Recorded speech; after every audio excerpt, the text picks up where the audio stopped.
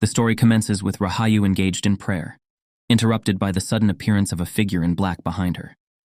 Her father's anguished screams emanate from outside, prompting Rahayu to hastily shed her white robe and investigate. Witnessing her father being assaulted by two people in black, Rahayu's immediate reaction is to grab the assailant's knife and, with a swift motion, cut his own neck. Despite her brave attempt, the figure in black covers Rahayu's mouth and nose. Seed, witnessing the incident, fiercely bites the figure but is met with a blade, leading to the beheading of her father. The grim act involves placing her father's severed head on the door, a harbinger of the dreaded dead soul guard, a malevolent curse in Indonesian folklore, foretelling that Rahayu's family is marked by death until the curse is vanquished. Terrified villagers, fearing the curse, block Rahayu's house and demand they leave the village. Distraught, Rahayu seeks solace in her father's regular prayer room, donning a white robe to pray. However, as she prays, the light in the room flickers and goes out.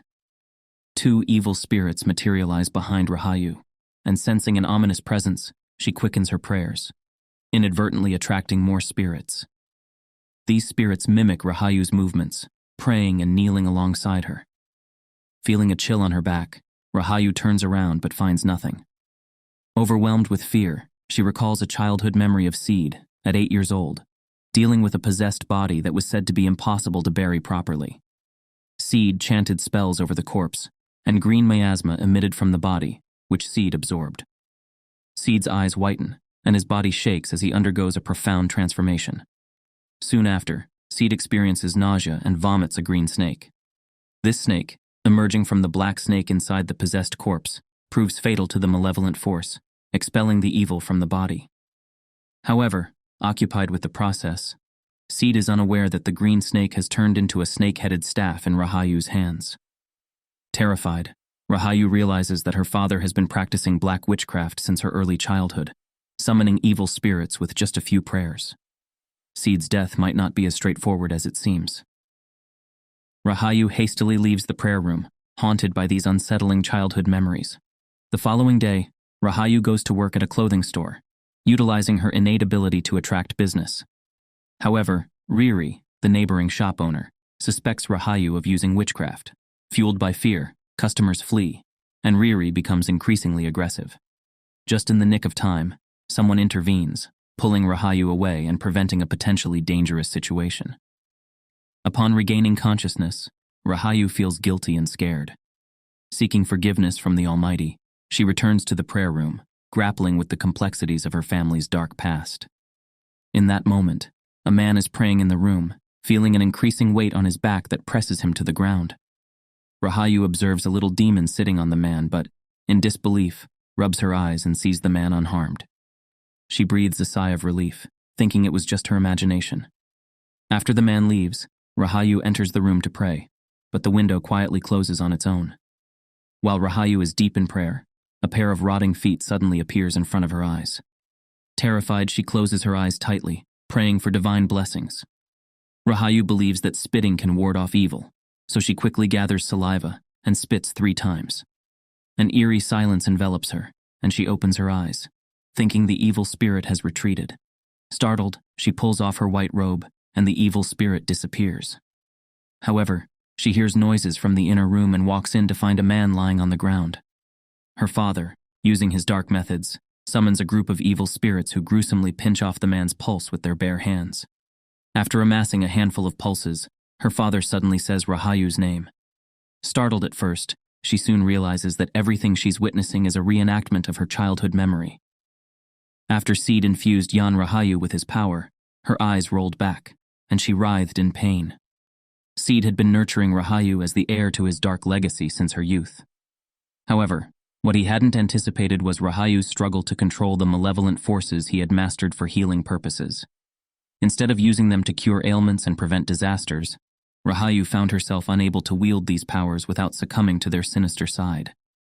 In an attempt to protect Rahayu from the malevolent forces that threatened to consume her, Seed fervently prayed, trying to expel the dark spirits. Despite his efforts, years after Seed's demise, the evil entities relentlessly targeted Rahayu. Terrified, Rahayu fled to her home, only to encounter Riri, with whom she had clashed earlier that day. Riri, now leading her mother Bua, sought justice, and bombarded Rahayu's mother with a barrage of questions.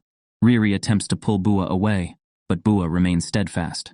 Rahayu, in a humble tone, apologizes and explains that she was under the influence of an evil spirit during the day, unable to control herself. She sincerely hopes for Bua's forgiveness, but instead, Bua curses Rahayu, expressing her discontent. Bum, having cast his curses, departs, content but oblivious to the impending misfortune that looms.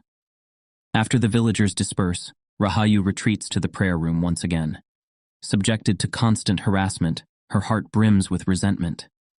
Rahayu, who was once fearless, now grapples with the realization that she might have inherited her father's sorcery. Seeking insight into dealing with the current predicament, she moves towards the curtain, only to crawl forward and witness a scene of horrifying magnitude. Terrified, Rahayu hastily sheds her white robe and dashes out, only to find an onslaught of countless malevolent spirits emerging from the prayer room, attempting to invade her body. Frightened, she flees and seeks refuge in her work at the clothing store. Unintentionally, she succumbs to sleep. Upon waking, Rahayu feels nauseous, sensing something wriggling within her stomach. In the midst of this turmoil, Bua, the instigator from the previous night, appears. Spotting Nooning shopping, Bua subjects her to various humiliations. Rahayu, fueled by anger, glares back, and a snake emerges from her body, targeting Bum. Bum's legs are bitten, riddled with holes, prompting people to rush her home. As night falls, the village is suddenly besieged by countless crows, and Rahayu's eyes involuntarily turn black. In the darkness, a snake slithers into Bum's house, coiling around her.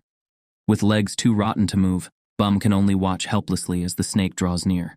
When Riri arrives, Bua is already dead, and the villagers, seeking someone to blame, unanimously accuse Nooning of using black witchcraft to cause Bum's demise. While the speculation seems reasonable, there's no concrete evidence, and Nooning vehemently denies any involvement. In an effort to quell the villagers' anger, they suggest that Nooning go to the mosque for examination by Allah. According to the belief, if Nooning used black magic, Allah would trap her soul, ensuring she never leaves hell. Reluctantly, Nooning agrees. She drinks a glass of holy water and lies down on a white cloth, with the villagers wrapping her, leaving only her face exposed. As Nooning finishes speaking, her eyes close, and her soul seemingly descends to hell. Confused and unaware of the situation, Nooning enters the prayer room only to encounter malevolent spirits, entities once empowered by Sem's dark forces. Now these spirits chase after Nooning, demanding some form of repayment. Terrified, Nooning flees desperately, but the labyrinthine surroundings make it impossible for her to find a way out. Meanwhile, Rahayu reaches the prayer room, and through her continuous prayers, summons a group of evil spirits. Strangely, these spirits mirror the ones chasing Nooning, and Rahayu's actions inadvertently push Nooning's soul out of hell. The villagers, witnessing Nooning's revival, are startled, as she had just been breathless and without a heartbeat. Although revived, Nooning is dazed, haunted by the fear of being trapped in hell and the shock of witnessing her daughter command evil spirits.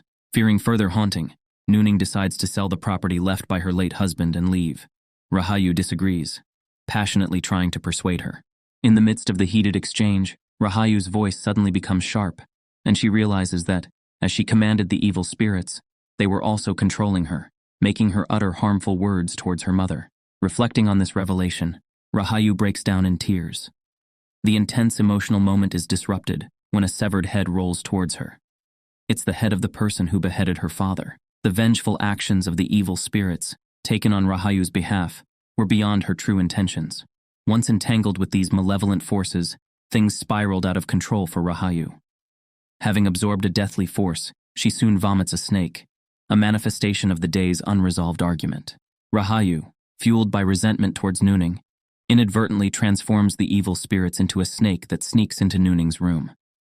Shortly after, Rahayu's brother arrives, searching for his mom.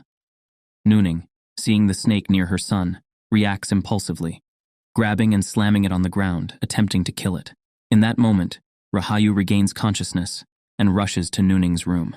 Unaware of the true nature of the threat, Nooning persists in trying to kill the snake. It's only when Rahayu reaches the room that she realizes her son is bloodied against the wall.